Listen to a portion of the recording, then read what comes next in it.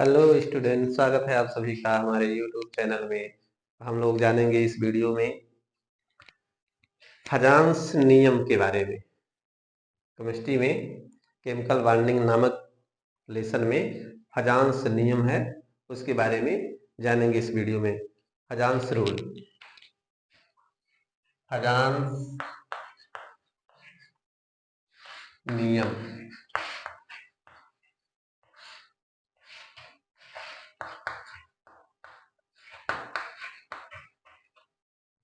हजान्स rule,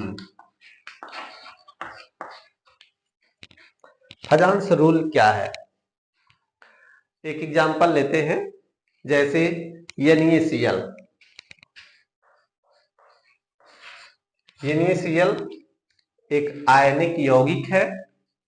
इसमें sodium परमाणु एक इलेक्ट्रॉन क्लोरीन परमाणु को दे करके सोडियम धनायन बनाया हुआ है, और क्लोरीन परमाणु एक इलेक्ट्रॉन सोडियम परमाणु से लेकर के क्लोराइड आयन बनाए हुए है। इस प्रकार एक धन आयन है और एक ऋण आयन है, और दोनों मिलकर के सोडियम क्लोराइड नाम का यौगिक बनाए हुए हैं।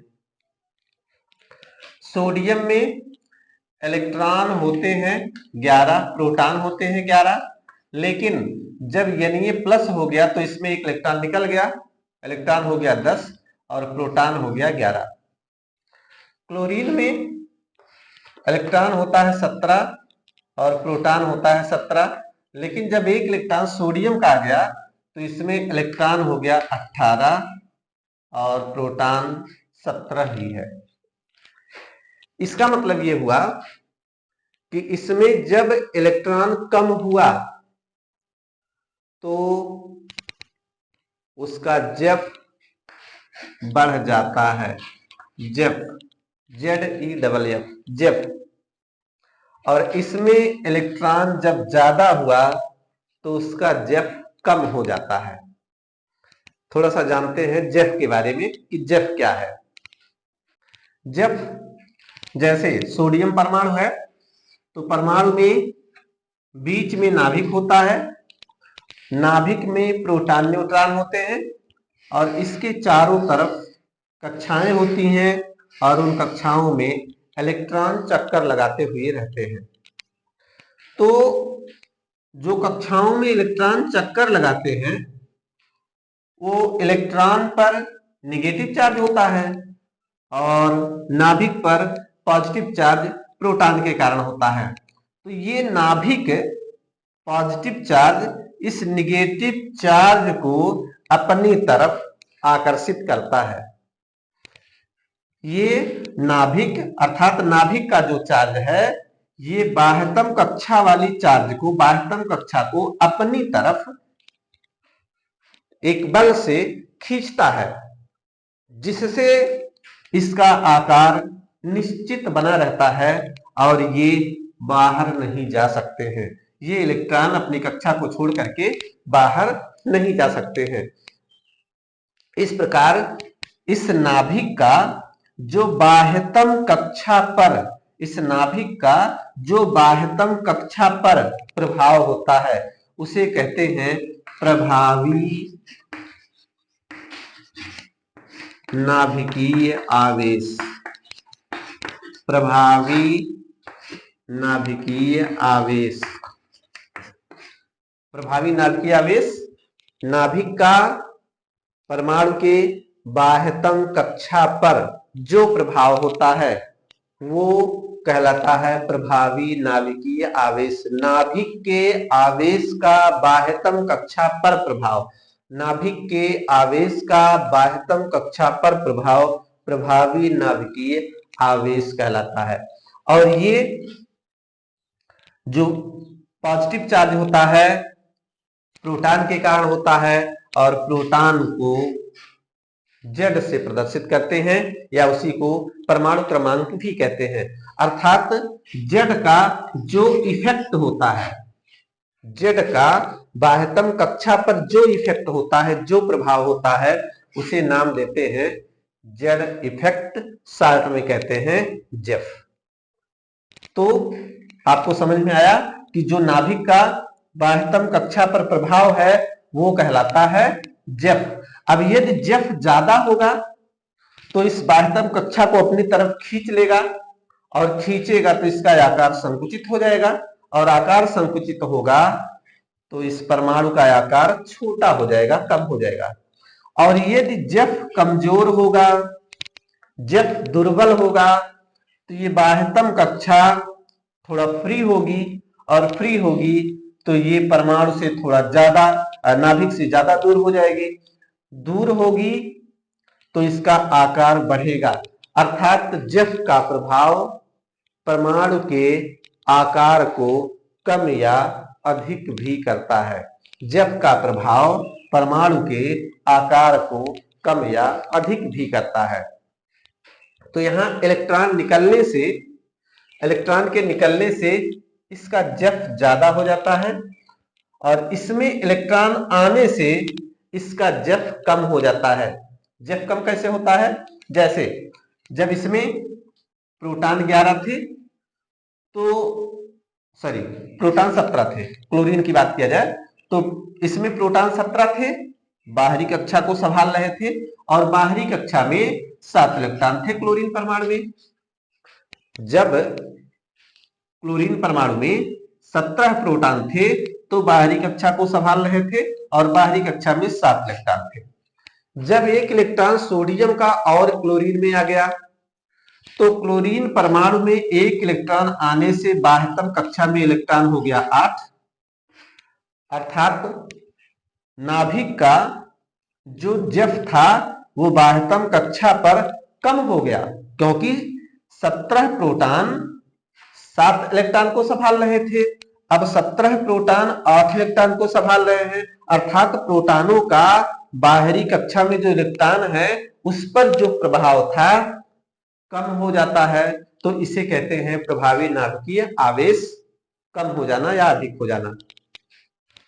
अब हम बात करते हैं धनायन और ऋणायन के मिल करके यौगिक के बनने के बारे में।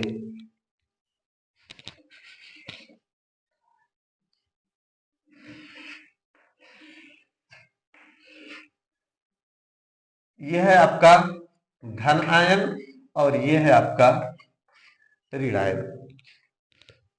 जब धन आयन और ऋण आयन मिल करके एक आयनिक यौगिक बना लेते हैं, धन आयन और ऋण आयन मिल करके आयनिक यौगिक बना लेते हैं, उस समय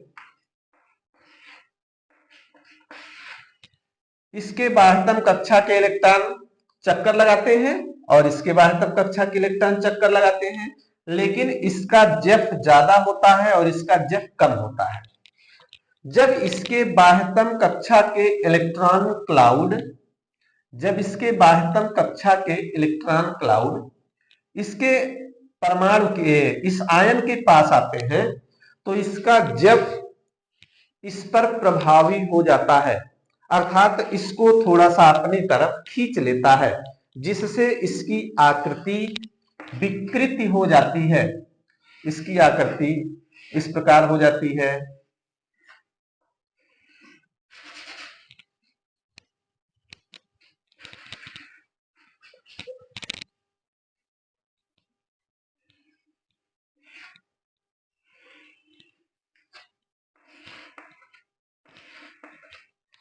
मतलब इसके इलेक्ट्रॉन इसकी तरफ, ऋणायन के इलेक्ट्रॉन धनायन की तरफ आकर्षित हो जाते हैं। ये था वैद्युत संयोजी आबंध, और वैद्युत संयोजी आबंध में एक धनायन एक ऋण आयन दोनों मिल करके वैद्युत संयोजी आबंध बनाए थे और वैद्युत संयोजी यौगिक बना था। अब इसका जो धनायन है, इसका जो जेफ है, धनायन का जो जेफ है, ऋणायन के बाह्यतम कोष के इलेक्ट्रॉन पर भी कुछ अपना प्रभाव जमा रहा है, अर्थात ऋणायन के बाह्यतम कोष के इलेक्ट्रॉन को अपनी तरफ खींच रहा है, और खींचने से ये इलेक्ट्रॉन इसके पास आ जा रहे हैं, और जब इलेक्ट्रॉन इसके पास आ गए मतलब इसके बाह्यतम कक्षा के इलेक्ट्रॉन इसके पास भी आ गए, इसके पास, अर्थात दोनों के बीच में आ जाते हैं। तो इस प्रकार दोनों के बीच में आने से साझेदारी का लक्षण उत्पन्न हो जाता है, जिसे कहते हैं सहसंयोजी लक्षण। इसी को ही कहते हैं फजांस का नियम। अर्थात फजांस का नियम क्या है?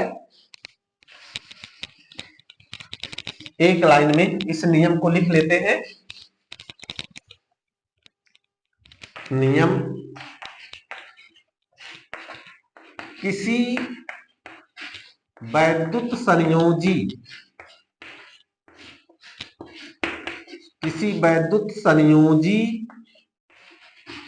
यौगिक में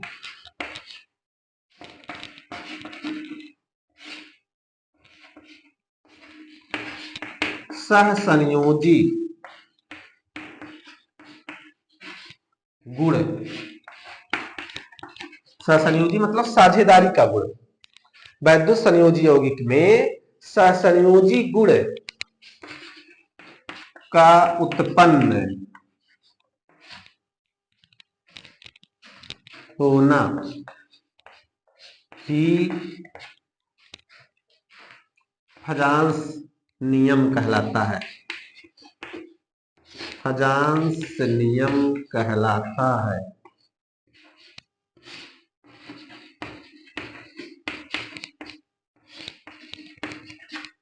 किसी वैद्युत संयोजी यौगिक में सहसंयोजी गुण उत्पन्न होना ही फजांस नियम कहलाता है।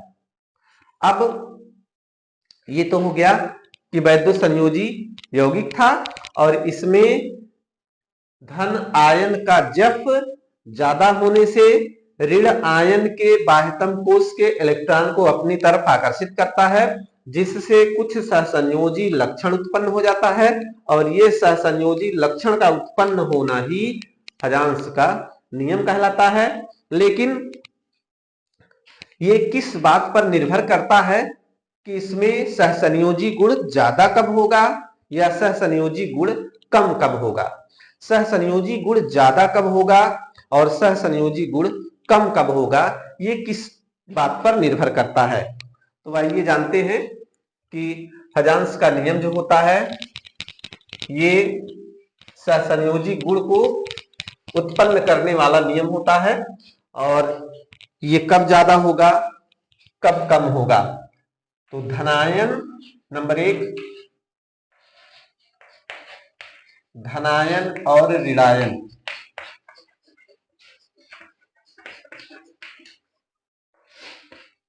पर आवेश की मात्रा, धनायन और ऋणायन पर आवेश की मात्रा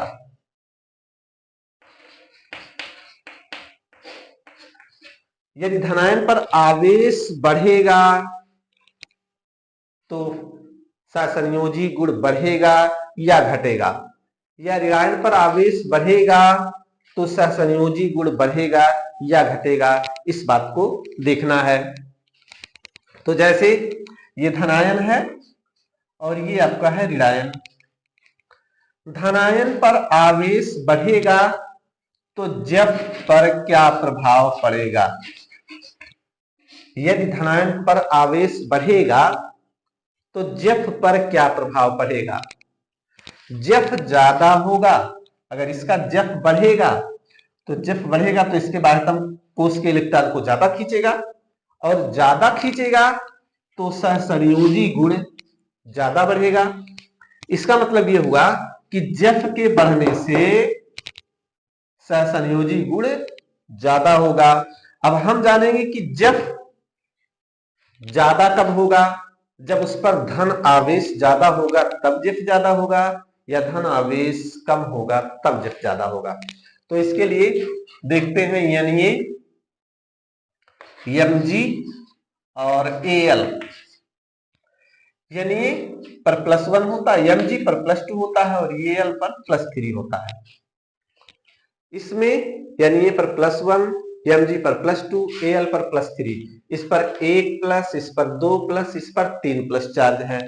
इस पर कम आवेश, इस पर उससे ज्यादा आवेश, इस पर सबसे ज्यादा आवेश है। अब इस पर सबसे ज्यादा आवेश होने का मतलब इसमें परमाणु क्रमांक अर्थात प्रोटॉन 11 है, इसमें प्रोटॉन 12 है और इसमें प्रोटॉन 13 है। तो प्रोटॉन 11, प्रोटॉन ज्यादा होगा तो जेफ ज्यादा होगा, प्रोटॉन कम होगा तो जेफ कम होगा। अर्थात प्रोटॉन 11, इसका मतलब जेफ 11 प्रोटॉन के अनुसार, प्रोटॉन 12 तो जेफ 12 प्रोटॉन के अनुसार अर्थात ज्यादा, प्रोटॉन 13 तो जेफ 13 प्रोटॉन के अनुसार अर्थात जेफ ज्यादा। तो इससे निष्कर्ष ये निकल रहा है कि जैसे जैसे आवेश बढ़ रहा है, धन आवेश बढ़ रहा है तो जेफ बढ़ रहा है, और जब जेफ बढ़ेगा तो इसके बाह्यतम कोश के इलेक्ट्रॉन को तेजी से खींचेगा, और जब तेजी से खींचेगा, ज्यादा खींचेगा तो सहसंयोजी गुण और ज्यादा उत्पन्न होगा, सहसंयोजी गुण और ज्यादा उत्पन्न होगा। इसका मतलब ये हुआ कि जब धन आवेश ज्यादा होता है, धनायन पर धन आवेश ज्यादा होता है तो उसका सहसंयोजी गुण ज्यादा होता है।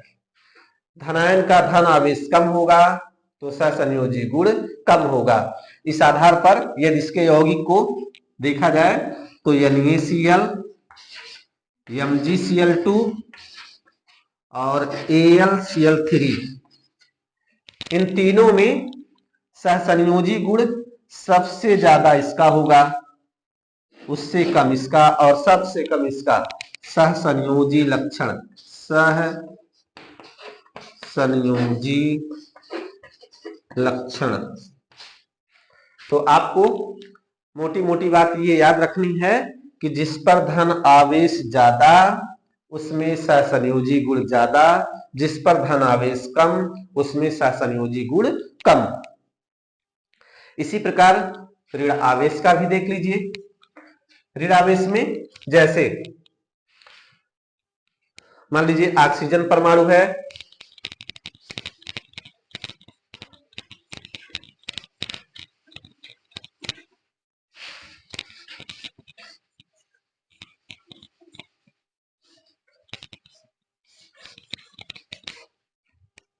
ऑक्सीजन परमाणु और फ्लोरीन परमाणु। ऑक्सीजन परमाणु पर होता है 2-, फ्लोरीन परमाणु पर होता है 1-, 1-, और इसमें 2-। इसमें ऑक्सीजन का परमाणु क्रमांक होता है 8, P बराबर 8, और इसका P बराबर 9। मतलब इस धन ऋण आवेश का प्रोटॉन 8 है और ऋण आवेश का प्रोटॉन 9 है। दोनों में इस पर 2 ऋण आवेश है, इस पर 1 ऋण आवेश है। एक ऋण आवेश, इसका मतलब यह होगा कि इसमें जो जेफ है वो 9 प्रोटॉन के कारण है और इसमें जो जेफ है 8 प्रोटॉन के कारण है। ऋण आवेश की बात कर रहे हैं। तो ऋण आवेश में जिसमें आवेश ज्यादा है तो इसका जेफ कम प्रभावी होगा और इसका जेफ ज्यादा प्रभावी होगा। इसमें 2 ऋण आवेश हैं, अर्थात जेफ कम होने से इसकी बाह्यतम कक्षा और फ्री होगी। इसका मतलब यह होगा कि इसमें आकर्षण ज्यादा होगा, ये इसको ज्यादा आकर्षित कर पाएगा, क्योंकि इसका जो जेफ है अपनी बाह्यतम कक्षा पर कम प्रभावी है। ऑक्सीजन में 2- आवेश है, एफ में 1- आवेश है, तो ऑक्सीजन का जेफ अपनी बाह्यतम कक्षा पर कम प्रभावी है और फ्लोरीन का जेफ अपनी बाह्यतम कक्षा पर ज्यादा प्रभावी है। अर्थात यहां पर 2- आवेश है, तो 2- आवेश होने से इसका जेफ कम हो जा रहा है और जब कम होने से ये इसको ज्यादा आकर्षित करेगा। तो ज्यादा आकर्षित करेगा इसका मतलब ये होगा कि इसमें सहसंयोजी गुण ज्यादा होगा। तो आपको एक लाइन में याद रखना है कि धनायन और ऋणायन पर आवेश की मात्रा अधिक होने से आवेश धनायन पर भी और ऋणायन पर भी आवेश धनायन और ऋणायन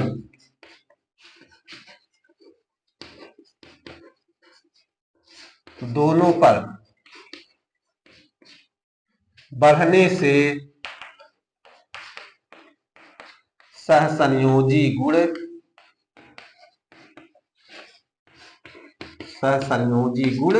बढ़ेगा।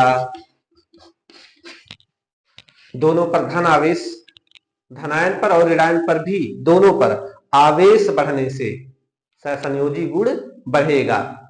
दूसरा है आकार। आकार में धनायन का आकार और ऋणायन का आकार दोनों का होगा। धनायन का आकार, धनायन का आकार यदि धनायन जैसे ये परमाणु मान लीजिए इतना बड़ा है, ये है आपका ऋण आयन, और दूसरा है धनायन, धनायन छोटा है,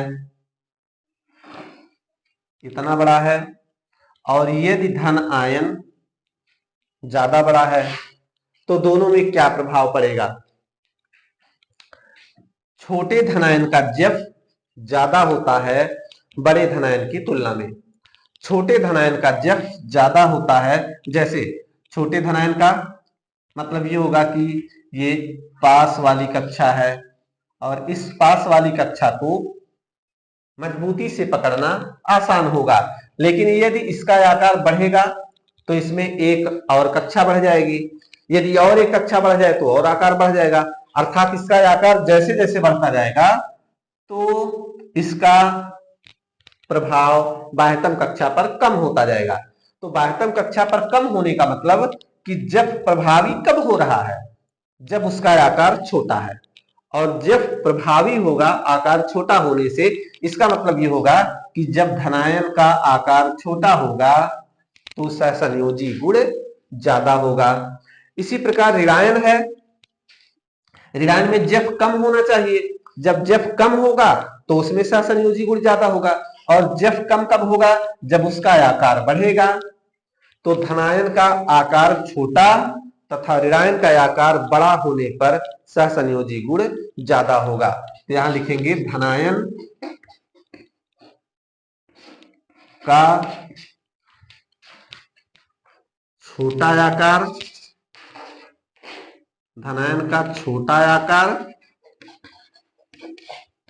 तथा ऋणायन का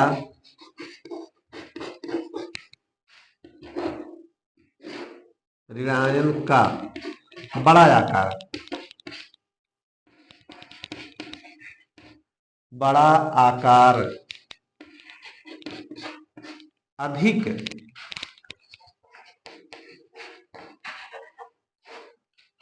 सहसंयोजी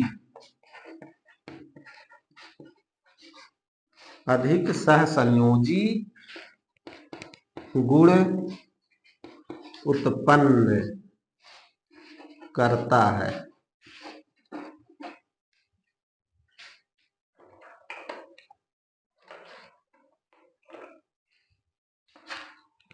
यह है धनायन और ऋणायन के आकार पर, मतलब धनायन का आकार जब छोटा होगा तो सहसंयोजी गुण ज्यादा होगा, ऋणायन का आकार बड़ा होगा तो सहसंयोजी गुण ज्यादा होगा, धनायन पर आवेश ज्यादा होगा तो सहसंयोजी गुण ज्यादा होगा, ऋणायन पर आवेश ज्यादा होगा तो सहसंयोजी गुण ज्यादा होगा। अजांश का नियम यही है कि वैद्युत संयोजी यौगिक में सहसंयोजी लक्षण का या सहसंयोजी गुण का उत्पन्न होना ही अजांश का नियम कहलाता है। वैद्युत संयोजी यौगिक में सहसंयोजी लक्षण का उत्पन्न होना ही अजांश का नियम कहलाता है, और वैद्युत संयोजी यौगिक में सहसंयोजी गुण ज्यादा कब उत्पन्न होते हैं, कम कब उत्पन्न होते हैं, ये है छोटा सा नियम। वीडियो पसंद आए तो लाइक कमेंट शेयर जरूर कीजिए, चैनल को सब्सक्राइब कीजिए जिससे अगला वीडियो आप तक पहुंच सके। धन्यवाद।